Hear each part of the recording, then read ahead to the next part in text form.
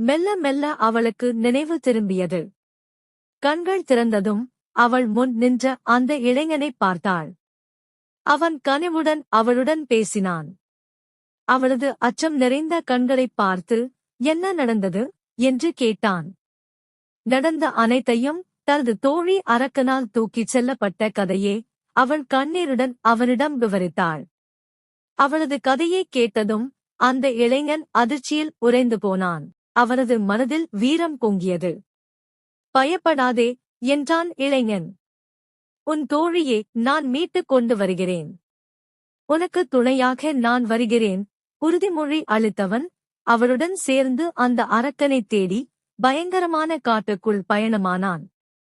கைகளில் வாளும் கேடயமும் ஏந்தி பெண்ணின் துயரைத் துடைக்க அவன் புறப்பட்டான். பெண்ணும் தைரியம் கொண்டு ஒரு வெளிச்சத்தை ஏந்தியவாறு அவனுடன் நடந்தாள். அரக்கனின் இருப்பிடத்தை அடைந்ததும் அவர்களுக்கு முன் நின்றது ஒரு பயங்கரமான காட்சி. அந்த அரக்கன் அவனது தோழியை சிறைப்பிடித்து வைத்திருந்தான். அந்த இளைஞன் சற்றும்